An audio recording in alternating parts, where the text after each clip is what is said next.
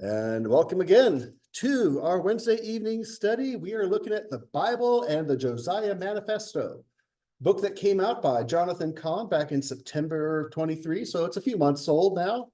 And why are we looking at this? Because we want to, because we're curious, and because we like to see what different thoughts are out there, how different events that have happened might be relating to some scriptures and some patterns and parallels with God, and things that he has for us to take hold of and see for how he's moving and shaping things for things to come. So as always, let me go ahead and get to the screen share here. As always, the word of God is our ultimate authority, and all else falls under that. I mentioned last time that this book, the Josiah Manifesto, basically there are four strands that we're going to be following, four parallels. There's the example of Moses, and we're going to follow a parallel with him in our modern times. There's a parallel with Jehu, and we're going to see that in our recent times. There's a connection with the prophet Joel and his book that we're going to see playing out. And there is, of course, Josiah, parallel with him for us as our template and pattern and manifesto for us going into the end times. So basically, every different thing we're going to be talking about in relation to this book that Jonathan Cahn brings out, it's going to touch on one of those four pretty much: Moses, Jehu, Joel, or Josiah.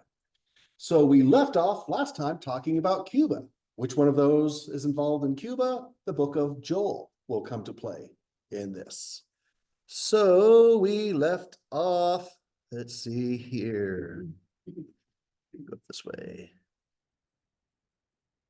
Evening. 163, yes. So we left off with New Year's of 1959. Actually, this is where we're going to be picking up. Let me go one back, just as a quick refresher. So what happened was, things seemed to be fine and dandy until they weren't. Meaning they never really were that fine and dandy anyway. So Fulgencio Batista was the leader of Cuba into the late 1950s. And he was anti-communist. So America liked him, but he still made things hard for his people. There was a lot of corruption and, power tripping and all that stuff that makes the people suffer. So people weren't happy there, even though America was fine with him as long as he wasn't communist. Well, he ends up resigning during the New Year's Eve celebration of December 31st of 1958. And he leaves, let's see. So he leaves, gets on a plane in the middle of the night, takes off, lets folks know, because there's been a rebellion that's been festering from this end of the island, the Sierra Maestra. And this rebellion has been led by a man named Fidel Castro. And so New Year's Eve, 1958, he resigns. Batista hops on a plane with his family and some followers, and they take off. And then Castro with his rebels are able to march into the Revolution Square there in Havana and take control. So we mentioned how in 1920, after the Soviet Union had become the Soviet Union, by 1920, with their first ever world law on being pro-abortion, especially in Western society, as they banned God, they became the world's first atheist state. Well, what do we see happening here in Cuba as communism and anti-God things are prevailing? This island, Cuba here, zoom out. So for reference, there's Miami, there's Florida. So yeah, 90 miles to Cuba. And Jamaica, Puerto Rico, Haiti, and all that stuff. Bahamas, islands. So you get the idea, Virgin Islands. The island of Cuba is the only communist nation in the Western Hemisphere. So January 1959, Fidel Castro, his army of revolutionaries, they enter the city of Havana to set up a revolutionary government to rule the island. The beginning of his reign is greeted by many with great optimism and hope. But that quickly fades. So let's see here. So now New Year's Day, the day Havana fell. New Year's Day, 1959. Sister Minnie, you mentioned remembering hearing when this was happening. I did a little math and figured you were about 18 years old or so at the time. Yes, I was. So what's your recollection of what folks were saying or what was happening or the news? Well, I wasn't watching the news so much, and my Sure. dad and my mom, they would talk about politics like that. And most of the people that I was acquainted with, they thought that Fidel coming in with his people had guns, that this was a violent takeover, and that they were communists. And most of the people, well, I guess in my church, and really the older people I knew in my church in politics, they were all saying, it's a bad thing, it's a bad thing. Castro is a bad guy. So I do remember that. I'm not sure, but I think that there were plenty of people that he killed Mm-hmm. on his in his takeover. Yep. I don't know if they were just people with the former government, or if they were just people who were saying, no, no, no, whatever. I know that they came in and shot a lot of people. Yeah. It was bad news. And I remember somebody saying, I opened my dad saying, oh, it's a strong man and this is a rebel takeover. And whoever's got the most guns, they're the ones that are going to take over the government and run the country. I appreciate that perspective from the folks observing at the time and the concerns they had. Brother Peter. Is that when Nixon was president? Oh, I'm sorry. 1950. This is still Eisenhower going into. Yeah. Because you still heard Castro back then, and when I was growing up, Yeah. I heard it in school. Yeah, and it's not actually because Eisenhower then Kennedy won the 1960 election. So this is 1959. Yeah, so this is still during Eisenhower. Yeah, we really liked Eisenhower. We thought he was a good general and he was going to keep us safe from the rebels. There we go. Sister Carolyn, any recollections from these days? The only thing I remember is I was in high school. Kennedy was in office and we were waiting for a bomb to come. Sounds like Cuban Missile Crisis, not too long after this. Yeah, 1963. Yeah. 62, I mean. Yeah. So interesting times. So that hope and optimism, isn't this a wonderful kumbaya moment here? Hey, keep on trucking. Let's see here. Brother Clay, you made it. Yay. Right on. So yeah, this kumbaya moment is short-lived. As we see here. There's the man. So a lot of people affected by this. Yeah. And there he is. Okay, so there's that. And what else did I have here? Revolution Square is where victory has been claimed. Che Guevara up there, not a good guy, murderous thug. Despite the college folks putting posters of him up on their walls. So this is where everything was finalized.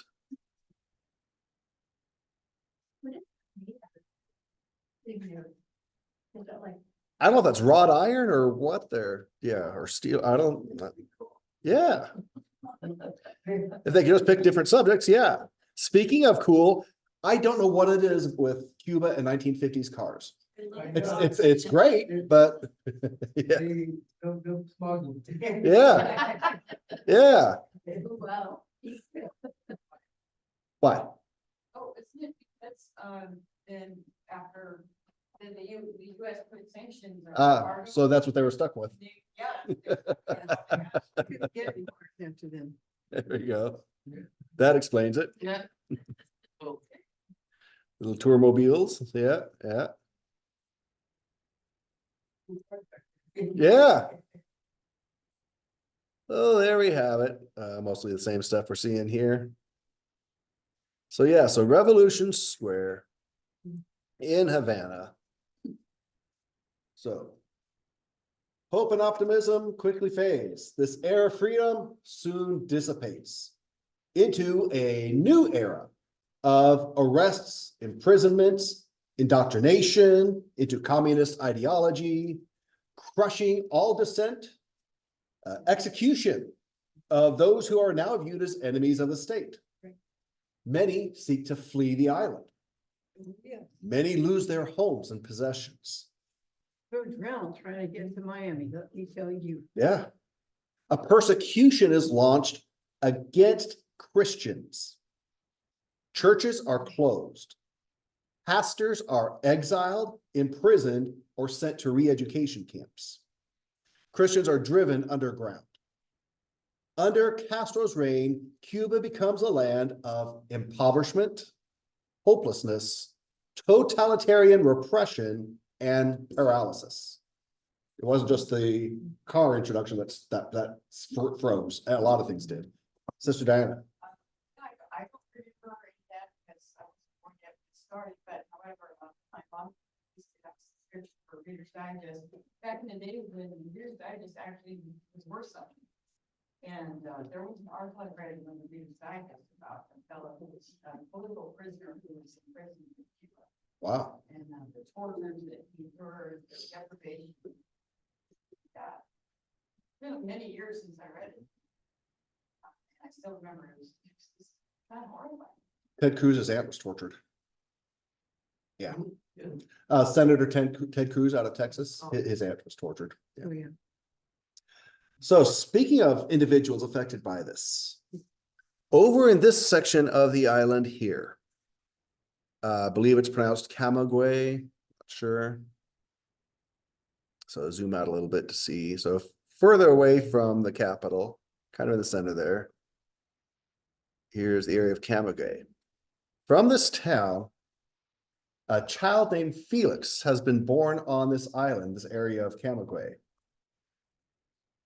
With the coming of Castro and the revolution, Felix's family loses everything.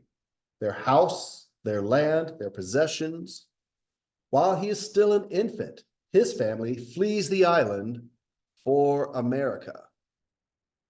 Certainly one of many to do so. So that's the area that his family came out of during this time. And as you may guess, with me mentioning this child named Felix, we will be hearing more about Felix as we go. So Castro eventually declares Cuba an atheist state, which is pretty much standard procedure with communism. No room for any threats to their support and all that stuff. So that kind of winds down our look at the 1958 into 1959. And by the way, this is a Sabbath year. This stuff's happening in fact, the Sabbath year ends with a total eclipse on October 2nd. Just kind of showing it there. The darkening of the sun has at times converged with the Shemitah, the Sabbath year's climactic end. Now, this doesn't mean that an event of significance must occur at such a time. This convergence happened in 1959, no apparent corresponding event of significance at that moment. So, but just these things kind of line up. Sometimes something happens, or sometimes it's just an eye catcher. Just keep your eyes out for other things developing.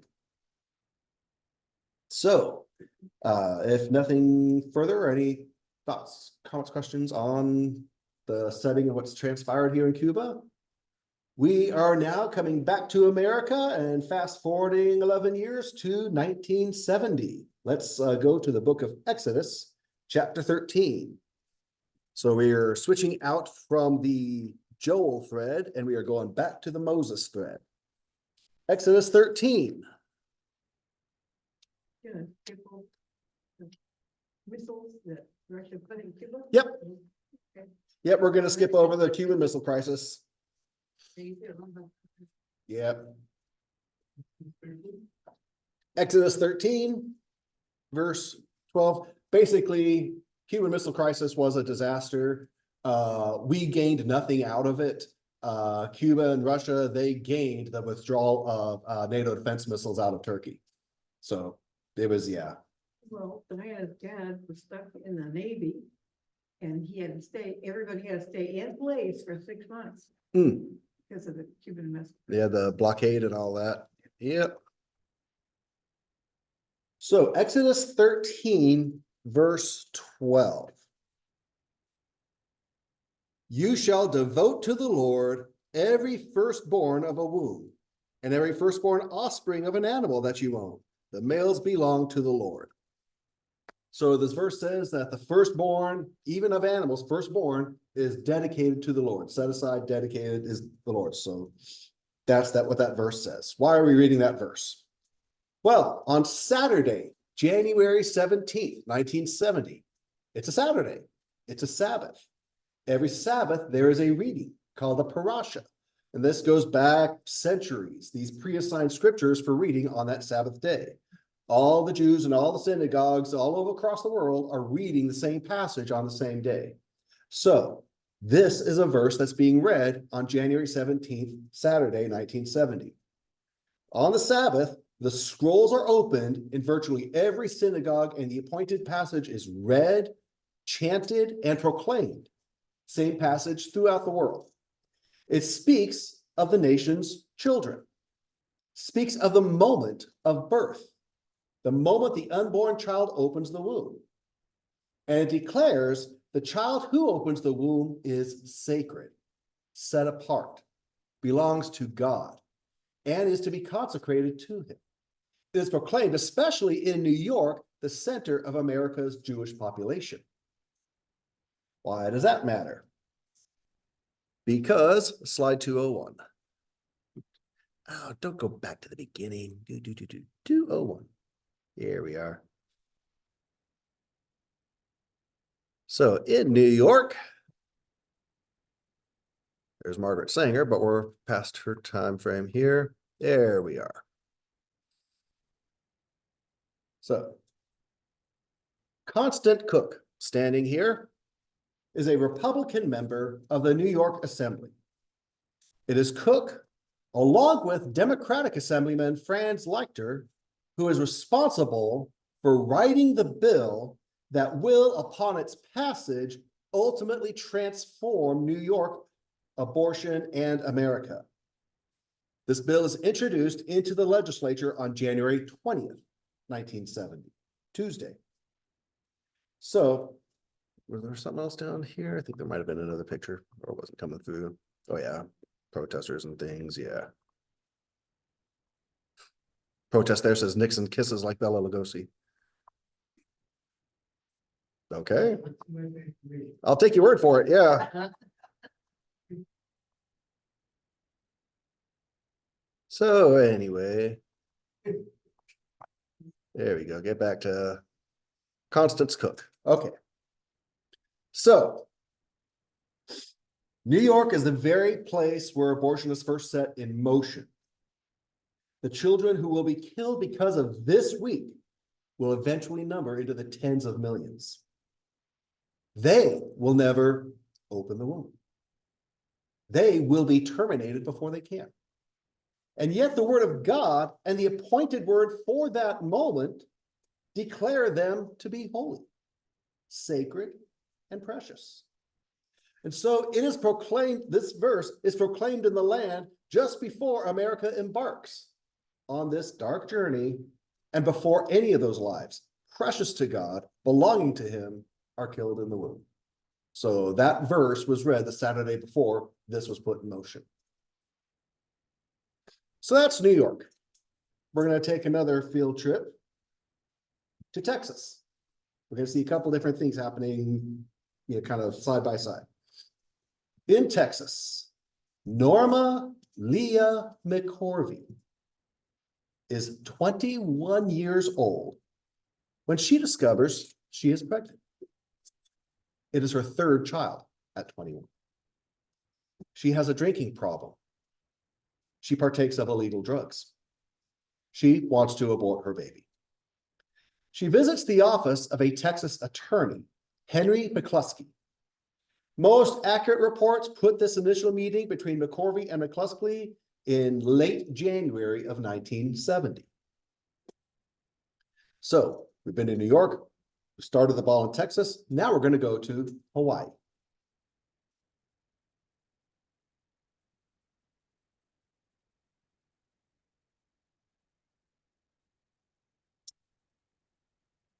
On February 20th, 1970, the Hawaiian House of Representatives passes its abortion bill. 4 days later, the Hawaiian Senate passes the same bill. It's then sent to the governor. The governor is a Catholic and believes abortion is wrong. So that's adding a little something to the mix here. So those are the folks who put it in place.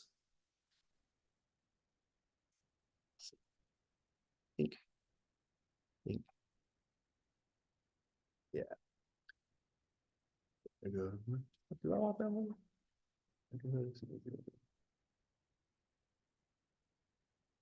Breaking news. So that Texas lawyer, let's go back to Texas. Yeah, that Texas lawyer, McCluskey, he refers that lady, McCorvey, to two attorneys. Now get this. He refers her over to these two attorneys. Why? What's the deal with these two attorneys? These are two attorneys who are looking for a white pregnant woman to use as the plaintiff in a lawsuit they want to mount over abortion. So they already wanted to do this. They were just looking for someone to use to do this. And they were looking for a white pregnant woman. There we go. Upon meeting with them, McCorvey is told that her unborn child is just a piece of tissue. She agrees to become their plaintiff, believing it will allow her to continue to drink and partake of drugs without having to worry about her unborn child. The lawsuit is filed against Dallas County District Attorney Henry Wade, representing the state of Texas. McCorvey is given a new name for the purpose of the suit, Jane Roe. So the suit becomes known as Roe v. Wade, and it is filed on March 3rd of 1970. And there are the docs where they initially signed. This is the, stop that. So there's the paying the $15 fee for a filing fee for this court case known as Roe v. Wade. I think that actually went on eBay. So while that's happening in Texas, we fly back to Hawaii.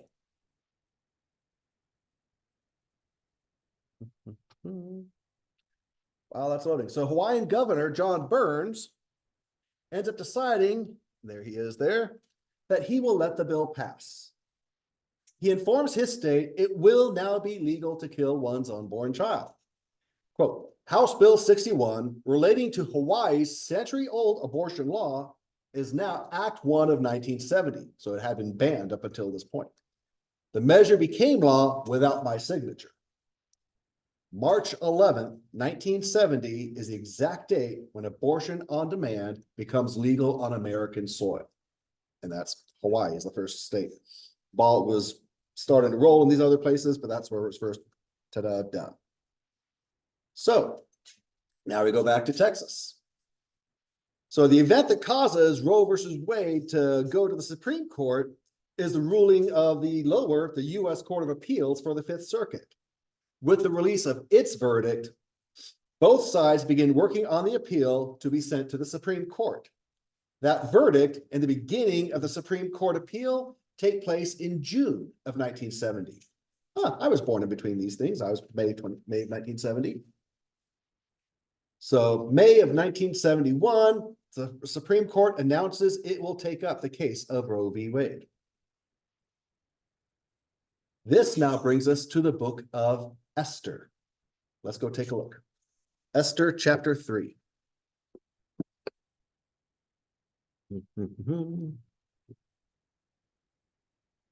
Chronicles, Ezra, Nehemiah, Esther. Esther chapter 3. Descendant of the Amalekites named Haman is plotting the genocide of the Jewish race under King Xerxes, who's the husband of Esther, a king of Persia. So, Esther chapter 3, basically what he does is he gets the king to sign an edict of extermination, basically saying, hey, there's a certain group of people that have been passed and we just need to be done with them. So the king in ignorance goes along. So Esther chapter 3, we'll pick up in verse 12. Then the king's scribes were summoned on the 13th day of the first month. It was written just as Haman commanded to the king's satraps, to the governors who were over each province, to the officials of each people. Each province according to its script, each people according to its language, being written in the name of King Xerxes, sealed with a signet ring.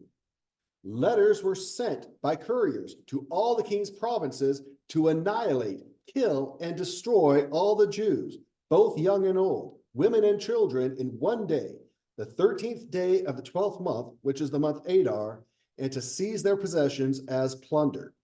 A copy of the edict to be issued as law in every province was published to all peoples so that they would be ready for this day.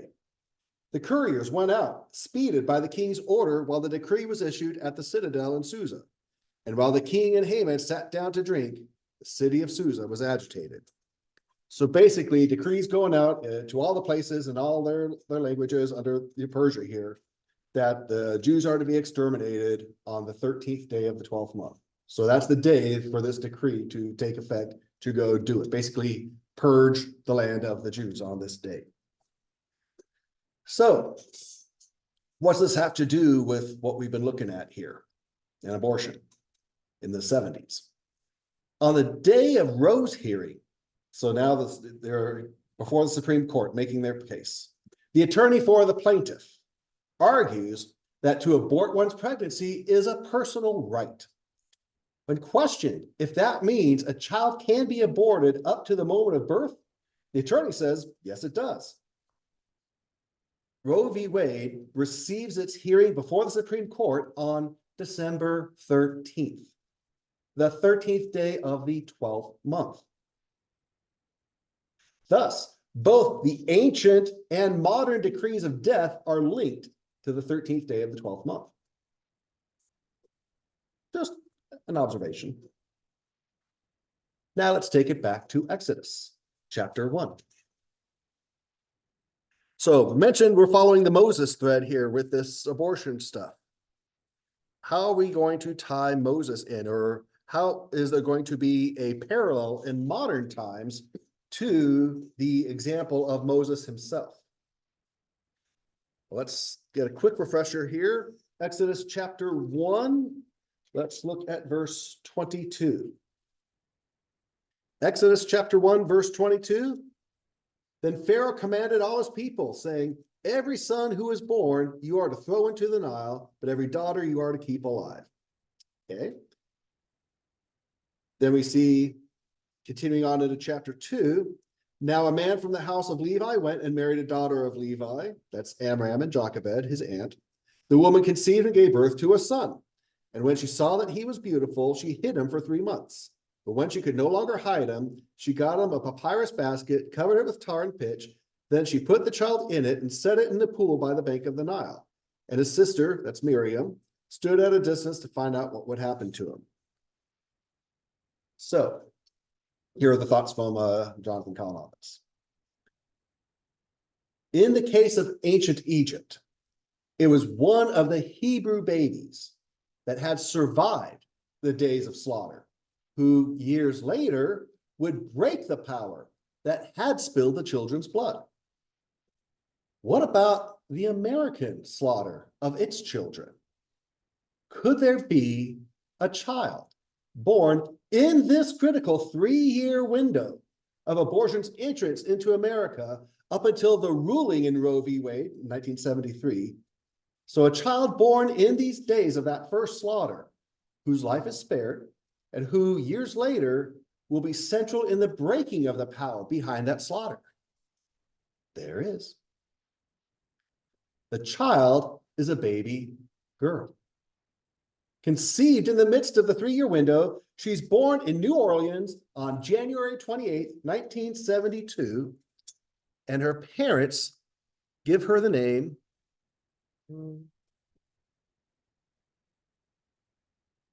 see here, her parents.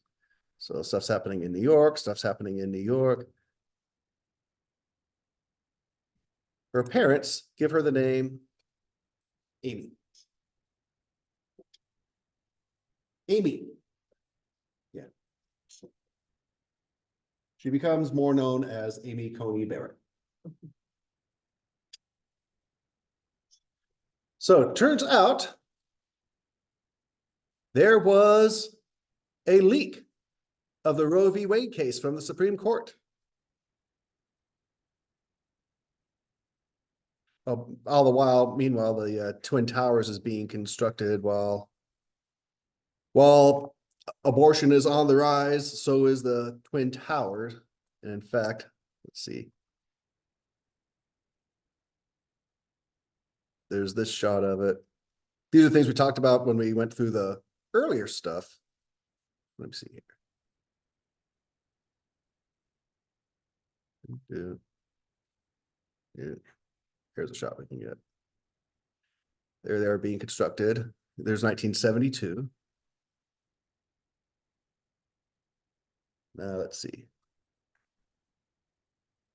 So the leak in the Roe v. Wade case.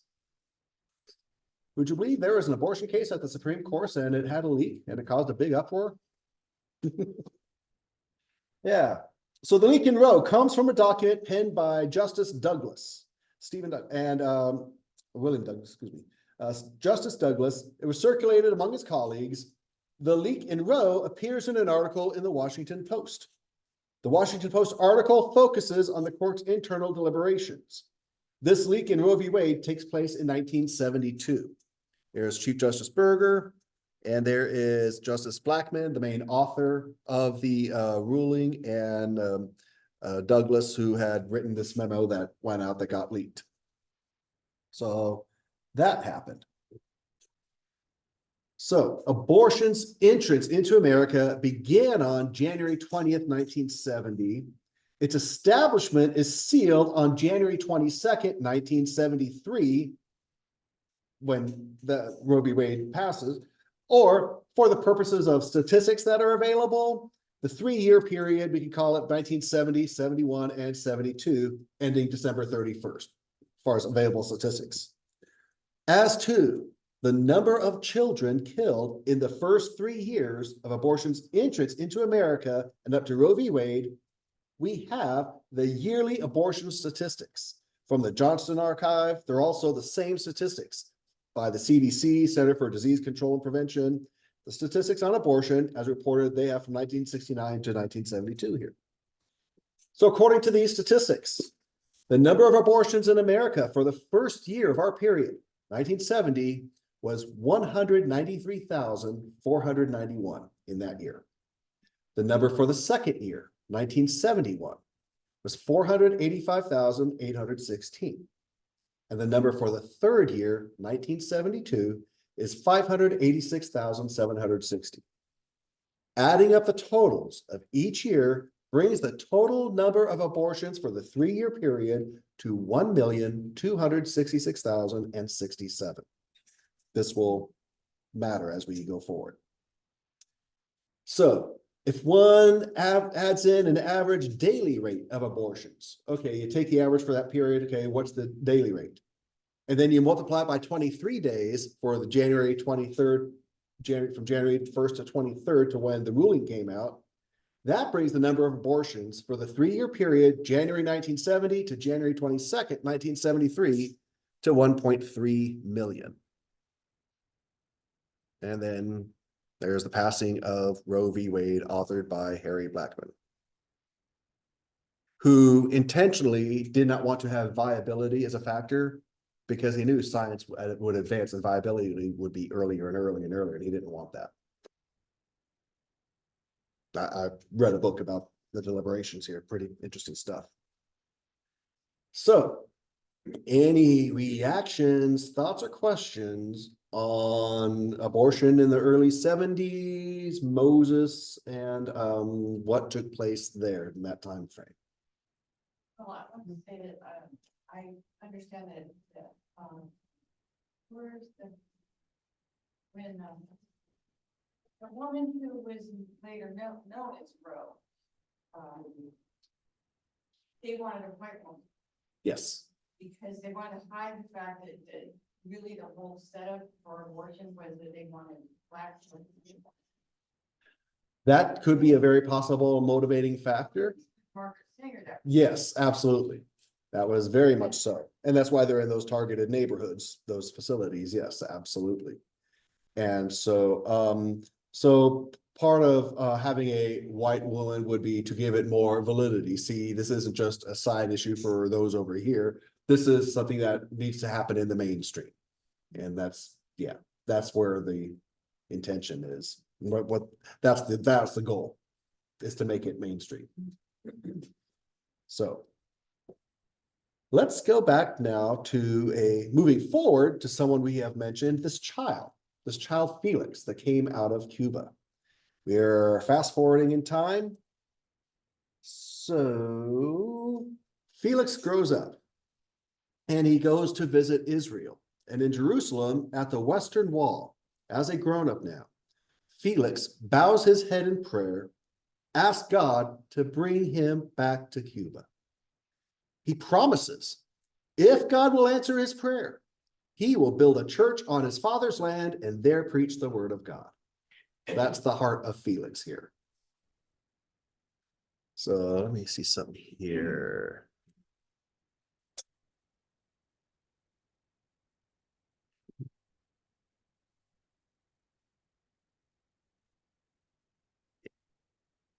We'll get that. Okay, so back in Cuba, we are now in the year 1999. So we move forward a bit. There has been a change. After decades of oppression, Castro has agreed to allow a measure of religious freedom. It will take the form of a month-long evangelical celebration. During that time, Christians will be free to worship in a series of mass public events to be held throughout the island, broadcast on Cuban television, and the last event will take place in Havana in Revolution Square. By the way, our Cuban exile, Felix, he has a day job now, and he has also found a role as the leader of the Spanish ministry at a church called Beth Israel, which is Jonathan Cahn's church. Now, with this event coming up in Cuba, a man named Samuel is one of those given charge to organize this celebration. He comes to Jonathan Cahn in New Jersey and says, we want you to come and inaugurate this month of celebrations by sounding the ram's horn at the first event. We want you to minister throughout the island. So Cahn prays about it and says yes.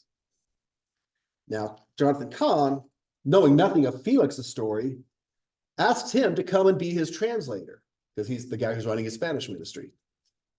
When Cahn does, Felix knows his prayers have been answered. A week before leaving Cuba, a man comes from Cuba. He's a pastor. He had been arrested on account of his faith and ministry, had been sent to one of Castro's prison camps. He says, to Jonathan Cahn, you'll be given access to go where others have not gone. The doors will be open before you and you will enter the king's palace. So they make it to Cuba in 1999. Now I'm going to pause right here. What we're about to get into is Jonathan Cahn telling a story of his own firsthand experiences in Cuba in 1999. And this is going to relate to the book of Joel.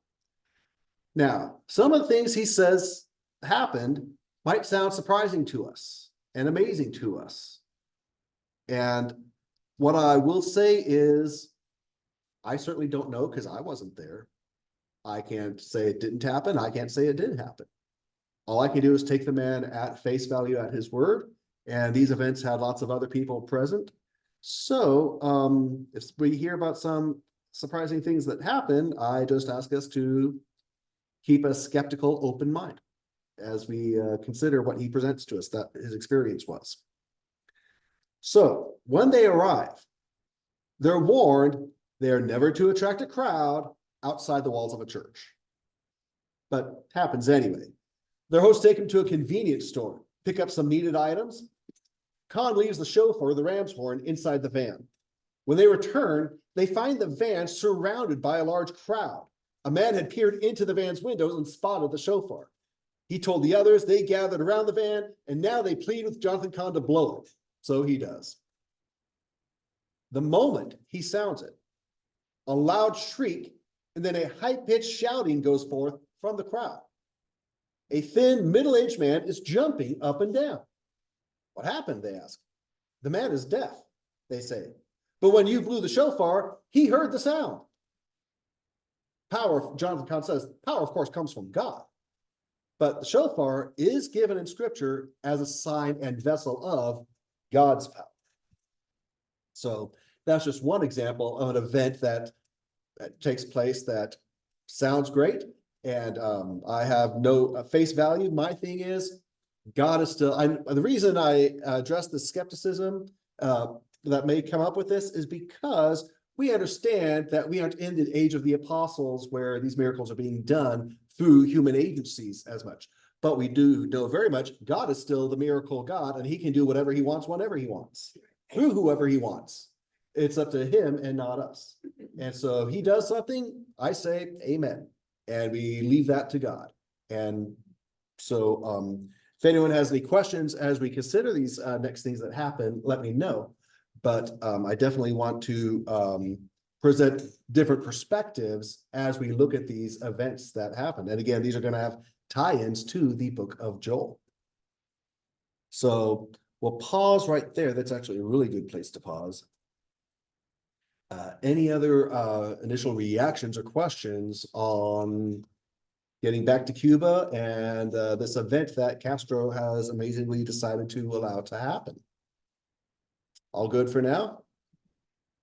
All righty, so we will pick up with this event in Cuba in 1999 next week and see what happens there. So let's go ahead and stop our screen share for now and stop our recording. And let's go ahead and get ready to meet in the center and close out our services in a season of prayer.